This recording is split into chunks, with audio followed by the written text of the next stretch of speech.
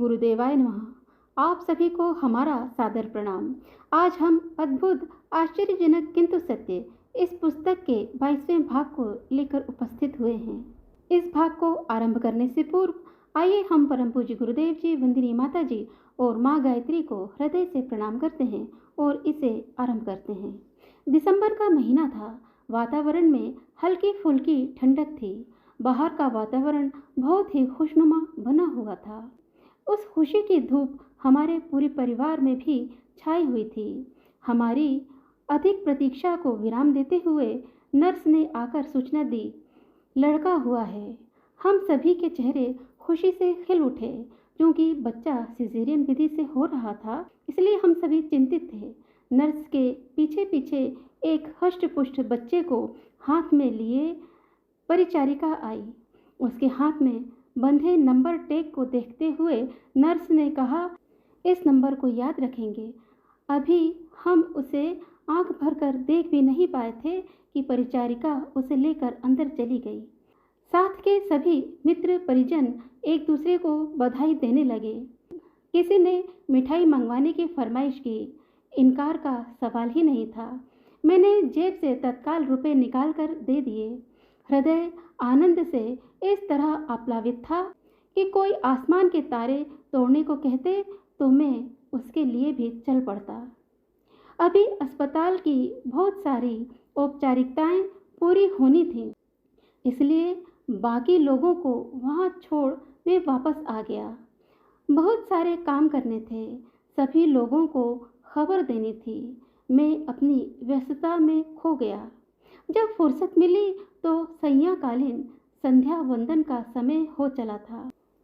अस्ताचलगामी दिवाकर की ओर देख मैं मन ही मन कृतज्ञता से भर उठा। उसी समय अचानक अस्पताल से खबर मिली, बच्चे की हालत गंभीर है, इनक्यूबेटर में रखा गया है, ऑक्सीजन दी जा रही है। मैं सत्ते में आ गया। सहसा विश्वास नहीं कर सका। अभी दोपहर को ही स्वस्थ बच्चा देखकर आया था। इसी बीच ऐसा कैसा हो गया? घर में अर्थात ससुराल में लोगों को बताया तो वहाँ रोना धोना मच गया। पर मेरे पास तो रोने का भी अवसर नहीं था। मैं भागता हुआ अस्पताल पहुँचा। वहाँ डॉक्टरों ने बताया, बच्चे के नाक और मुंह से पानी आ रहा है, श्वास लेने में कठिनाई हो रही है। हम हर संभव प्रयास कर रहे हैं। ईश्वर से प्रार्थना कीजिए कि हमारा प्रयास सफल हो। अभी 72 घंटे के बाद ही कुछ कहने की स्थिति बन पाएगी। चिंतित होकर मैंने माताजी की ओर देखा। वे लोग भी चिंतित थे, पर उन्हें अपने गुरुवर पर अटूट भरोसा था। माता पिता अर्थात ससुराल के गुरुदेव आचार्य श्री राम शर्मा से दीक्षित थे। मेरा मनोबल बढ़ाते हुए पिताजी ने कहा, बेटा चिंता मत कर, गुरुदेव जो करेंगे भले के लिए ही करेंगे। आज इन पंक्तियों को लिखते हुए मेरी आंखें नम हो रही हैं, पर उस रात में रोया नहीं था। पिताजी के कहे वे शब्द मेरे अंदर में उतरते चले गए। गहन अंतराल में कहीं ये शब्द बार बार बज रहे थे। इन्हीं शब्दों में डूबते उतराते खुली आंखों में ही रात बिता दी। अगले दिन शाम को एक जूनियर डॉक्टर ने मुझे एकांत में बुलाकर कहा, देखिए आप बच्चे के पिता हैं, आपको बता दूं यह एक हारा हुआ केस है। शायद उन्हें लगा होगा माताजी के सामने ये बातें बताने पर वे रोने बिलखने लगेंगी, लेकिन मैं उनके संयमित स्वभाव से परिचित था। मैंने उनको बताया कि डॉक्टर ऐसा कह रहे हैं। उन्होंने शांत स्वर में कहा, गुरुदेव हमारे साथ हैं, हम लोग अंत तक कोशिश करेंगे। शाम 6:30 बजे एक नर्स के सत्य परामर्श पर हम सभी बच्चे को लेकर शिशु रोग के लिए प्रसिद्ध फोटो पार्क नर्सिंग होम ले जाने के लिए तैयार हुए। वहां पहुंचने तक यथा स्थिति बनी रहे, इसके लिए मैंने अस्पताल से इनक्यूबेटर देने का आग्रह किया, लेकिन वह उपलब्ध न हो सका। बच्चे को गोद में लेकर एक एम्बुलेंस में बैठ गया। इतने छोटे बच्चे को ऑक्सीजन मास्क लगाना संभव नहीं था।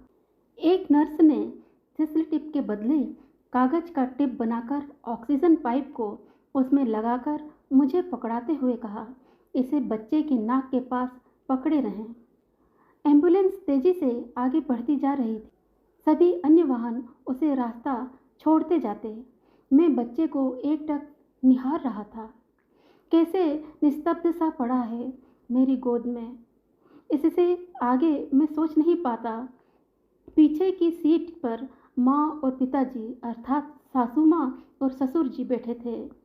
उनके मौन जप का क्रम निरंतर जारी था। गुरुदेव के प्रति उनकी अपार श्रद्धा ही शायद मेरे बच्चे का जीवन लौटा लाए। मैंने भी आंखें मूंद ली। हे गुरुदेव, इतने छोटे बच्चे को इतना कष्ट क्यों? मन ही मन इतना कहते हुए मेरी आंखों में आंसू छलक आए और एक बूंद टपक कर बच्चे के देह पर गिरा। यही वह क्षण था। पूरे अंतर मन को मथता हुआ एक विचार कौंधा। जितने अपनेपन से मैं इस बच्चे के लिए प्रार्थना कर रहा हूँ, सबके लिए प्रार्थना करते हुए भी मुझ में इतना ही अपनापन होना चाहिए। इस विचार तरंग के बाद रुलाई स्वतः बंद हो गई। मन जैसे कोई अवलंब पर आकर निश्चिंत सा हो गया कि सबका भला बुरा देखने वाला एक ही है। जो होगा अच्छा ही होगा। इन्हीं विचारों के उधेड़ बुन में एम्बुलेंस पार्क नर्सिंग होम पहुंच गई। वहां पहुंचते ही बच्चे को जांच के लिए उपयुक्त कक्ष में ले जाया गया। 15 मिनट बाद हमें बुलाया गया कि बच्चे का एक नासिका छिद्र पूरा बंद है और एक आंशिक रूप से खुला हुआ है। नाक मुंह से पानी बहने का यही कारण है। ठुड्डी भी छोटी है तथा फेरेंजियल पैरालिसिस हो गया है, जिसके कारण श्वास नली और भोजन नली का संपर्क ठीक से नहीं बन पा रहा है। इसलिए बच्चा कुछ भी निगलने में असमर्थ है। 2 विशिष्ट चिकित्सक डॉक्टर अशोक घोष अर्थात सर्जरी और डॉक्टर अशोक राय मेडिसिन की देखरेख में इलाज शुरू हुआ। यहाँ हाइजीनिक कारणों से बाहरी कोई भी वस्तु अंदर ले जाने पर पाबंदी थी। मैं अगले दिन गुरुदेव का दिया हुआ ताबीज ले गया। नियम जानते हुए भी मुझसे रहा नहीं गया। बच्चे की देखभाल करने के लिए नर्स मणिमाला को बुलाकर मैंने अनुनय भरे स्वर में पूछा, आप मेरे गुरुदेव द्वारा दिए हुए इस ताबीज को मेरे बेटे के माथे से स्पर्श कराकर ला देंगी? उसने मुस्कुराते हुए ताबीज ले ली। थोड़ी देर बाद वापस करते हुए उसने कहा, वैसे मेरे हाथ से आज तक कोई केस खराब नहीं हुआ है, फिर भी आपके इच्छानुसार मैंने इस ताबीज को बच्चे के सारे शरीर में स्पर्श करा दिया है। सब कुछ करने वाले तो वही हैं, हम तो केवल प्रयास भर करते हैं। इसी तरह प्रतिदिन शाम को बच्चे को ताबीज का स्पर्श कराता रहा। चौथे दिन डॉक्टर घोष से मेरा परिचय हुआ।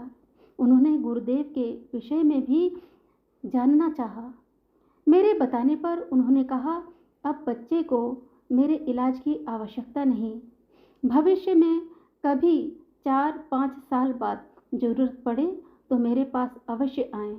उन्होंने अपना सेवा शुल्क अर्थात प्रति विज़न 500 रुपये लेने से मना करते हुए कहा कि सर्जरी की ज़रूरत ही नहीं पड़ी।